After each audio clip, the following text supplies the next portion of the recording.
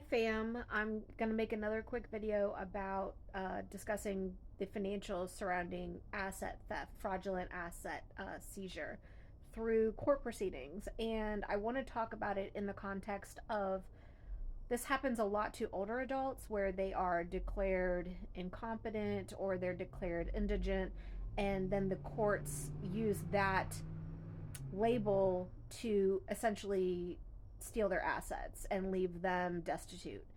And obviously, this is a significant problem. It is a huge form of fraud and is actually being facilitated and often started through the unethical actions of court judiciary persons.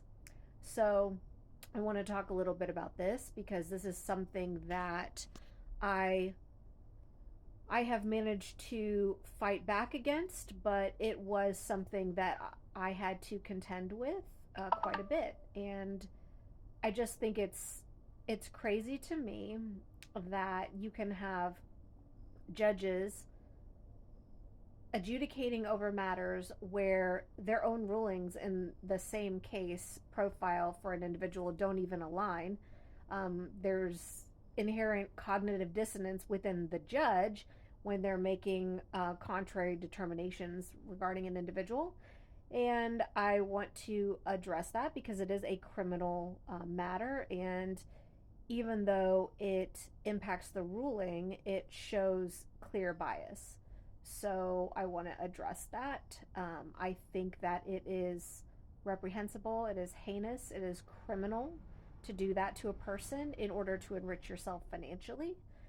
And I think just a lot of judges are subject to greed and are willing to take bribes and are willing to do all sorts of things to steal from others and enrich themselves. And that is a shame because they are supposed to be public advocates. They are supposed to do what is best for the community. They are not supposed to leave the individuals in a situation in a much worse situation. But it seems to be that a lot of them are so extremely arrogant and have God complexes and are so narcissistic that they actually feel entitled to financially cripple other people. So I wanted to talk about this. I'm going to post a couple of photos following this video that are addressing the specifics, which are just stuff I Googled that you can read about in terms of how this often plays out and steps that you can take to protect yourself against the court institutions that are supposed to protect us, but oftentimes put us in much more dangerous and vulnerable situations because the people that work within them do not act ethically and do not adhere to their oath of office.